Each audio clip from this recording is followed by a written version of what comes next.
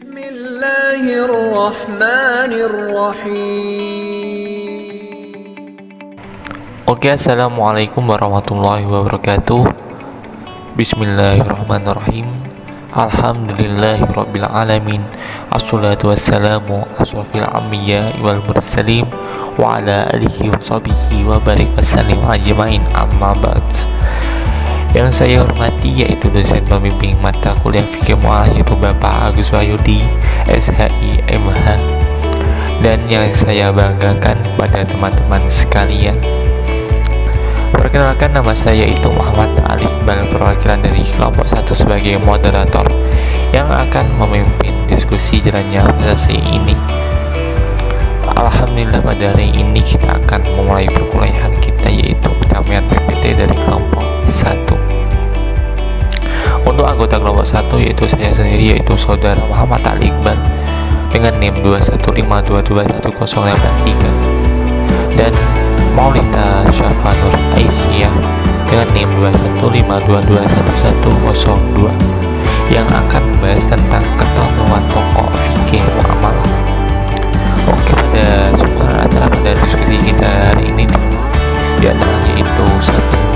Pembukaan, 2. Penyampaian materi, 3. Penutup. Baik teman-teman, langsung saja kita mulai ke sisi yang pertama yaitu pembukaan. Marilah kita mengucapkan basmalah bersama-sama. Bismillahirrahmanirrahim.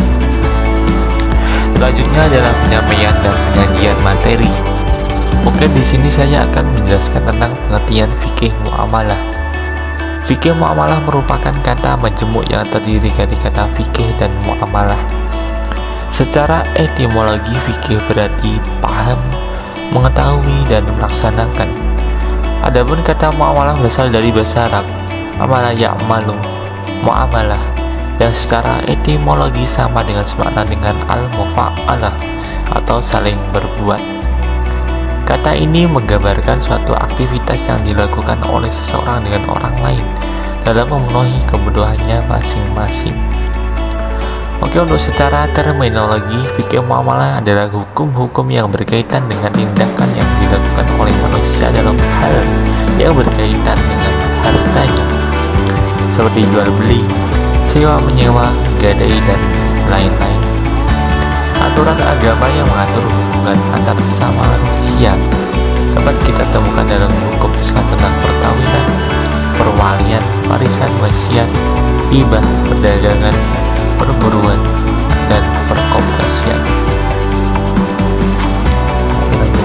Untuk pengertian fikih muamalah menurut para ahli itu yang pertama yaitu menurut Ad-Dimyati, fikih muamalah adalah aktivitas untuk menghasilkan duniawi dan menyebabkan keberhasilan masalah ukhrawi.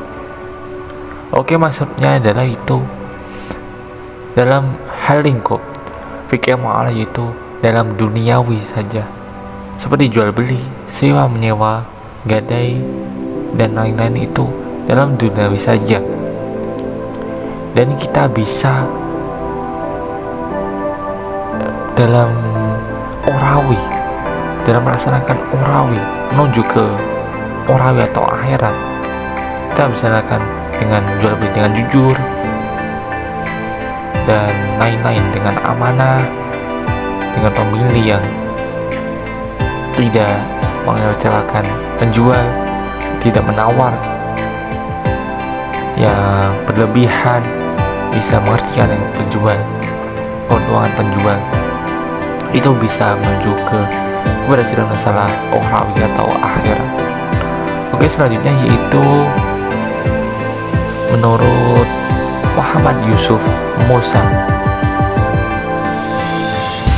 fikih muamalah yaitu ketentuan hukum mengenai kegiatan perekonomian, amanah dalam bentuk titipan dan pinjaman, ikatan keluargaan, proses penyelesaian perkara lewat pengadilan, bahkan soal distribusi harta waris.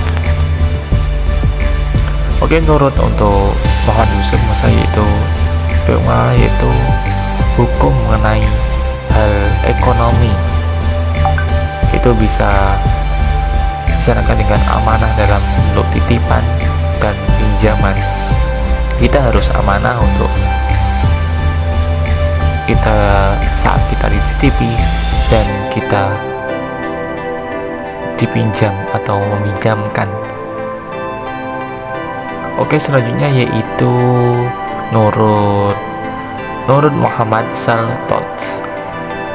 Ketentuan hukum mengenai hubungan perekonomian yang dilakukan anggota masyarakat dan bertendensikan kepentingan material yang saling menguntungkan satu sama lain.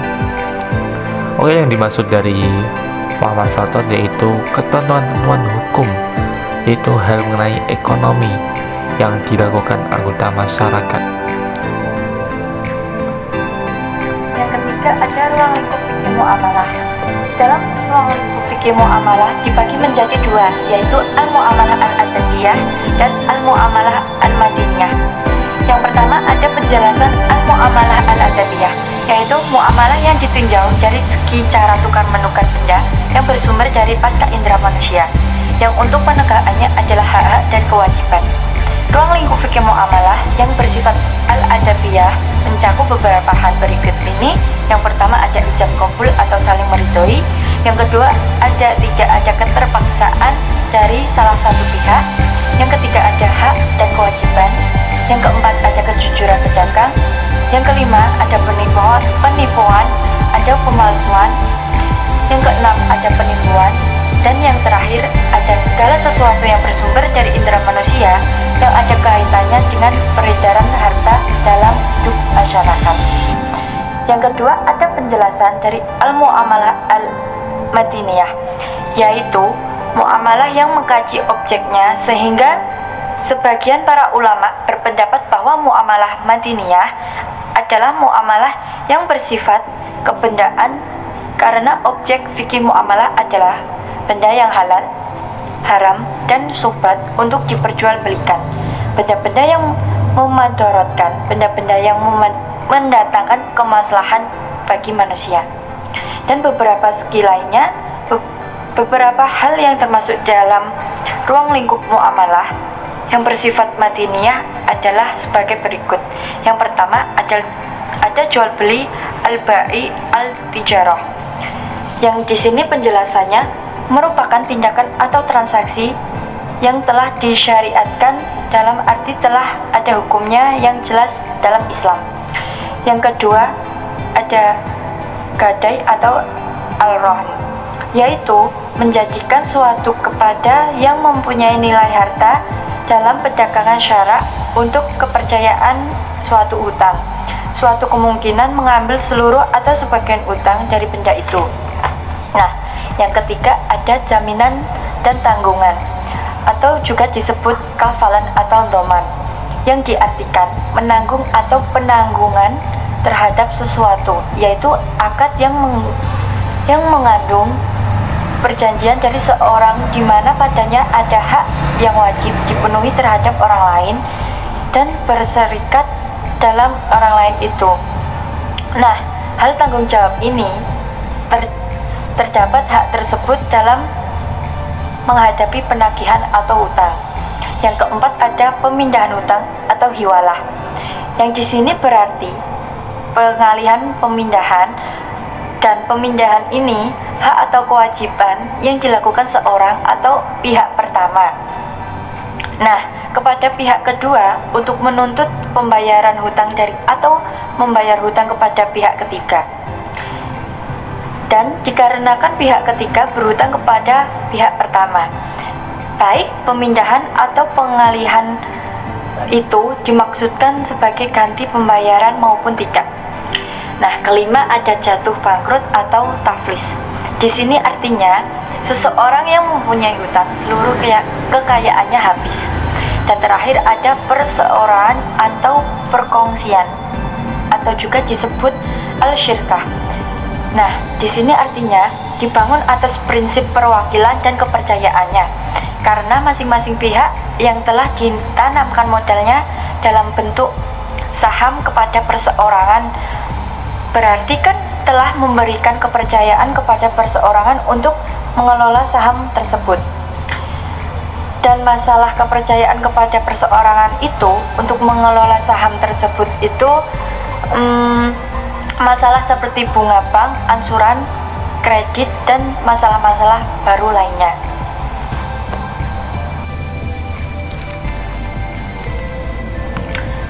Asas Adamul Gharar. Asas Adamul Gharar ini diartikan bahwa pada setiap bentuk muamalah tidak boleh ada gharornya atau tipu daya. Nah, sesuatu yang menyebabkan salah satu pihak merasa dirugikan oleh pihak lainnya sehingga mengakibatkan hilangnya unsur satu pihak dalam melakukan suatu transaksi. Nah, yang ketujuh ada kebebasan membuat akad. Kebebasan membuat akad ini atau kontrak merupakan prinsip hukum yang menyatakan bahwa setiap orang dapat membuat akad sejenis apapun tanpa terikat pada nama-nama yang telah ditentukan dalam undang-undang syariah. Nah, memasuki klausul apa saja dalam akad yang dibuatnya itu sesuai dengan kepentingannya sejauh tidak berakibat maka harta bersama dengan jalan batil. Nah, selanjutnya ada al-musawah. Al-musawah ini diartikan kesetaraan atau kesamaan, artinya bahwa setiap pihak pelaku muamalah kedudukan sama. Nah, yang terakhir ada asidik. Dalam Islam, manusia diperintahkan untuk menjunjung kejujuran dan kebenaran. Jika dalam bermuamalah kejujuran dan kebenaran tidak ada, maka akan berpengaruh terhadap kesalahan perjanjian. Perjanjian yang di dalamnya terdapat unsur kebohongan menjadi batal atau tidak sah. Prinsip-prinsip fikih muamalah. Nah, sebagai sistem kehidupan, Islam memberikan warna dalam setiap dimensi kehidupan manusia. Tak terkecuali dunia ekonomi Islam. Sistem Islam ini berusaha mendialektikan nilai-nilai ekonomi dengan nilai-nilai akidah atau etika. Artinya, kegiatan ekonomi yang dilakukan oleh manusia dibangun dengan dialektika nilai materialisme dan spiritualisme. Dan kegiatan ekonomi yang dilakukan tidak hanya berbasis nilai materi, akan tetapi terdapat sandaran transendental di dalamnya, sehingga akan bernilai ibadah. Selain itu, konsep dasar Islam dalam kegiatan muamalah juga sangat konsen terhadap nilai humanisme. Di antara lain, yang pertama ada hukum asal dalam muamalah adalah mubah atau diperbolehkan. Nah, di sini ulama fikih sepakat bahwa hukum asal dalam transaksi muamalah adalah diperbolehkan atau mubah, kecuali terdapat nas yang melarangnya. Yang kedua, ada konsep fikih muamalah untuk mewujudkan keselamatan.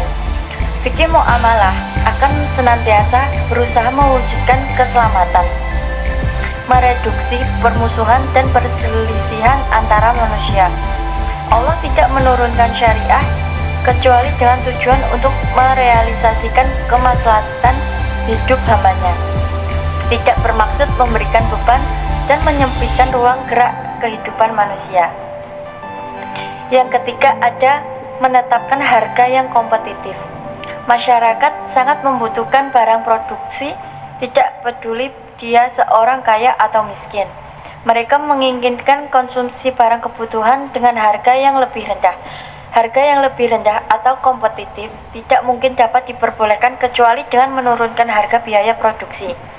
Nah, untuk itu harus dilakukan pemangkasan biaya produksi untuk tidak begitu krusial, serta biaya-biaya overhead lainnya.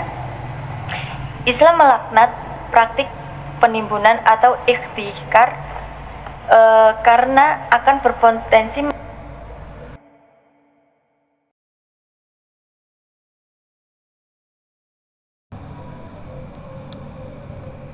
meninggalkan inferensi yang dilarang.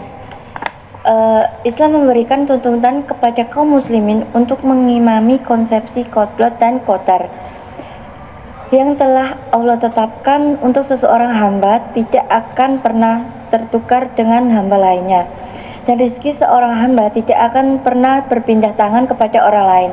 Perlu disadari bahwa nilai-nilai solidaritas sosial ataupun ikatan persaudaraan dengan orang lain lebih penting daripada sekedar nilai materi. Untuk itu, Rasulullah SAW melarang untuk menumpangi transaksi yang sedang dilakukan orang lain.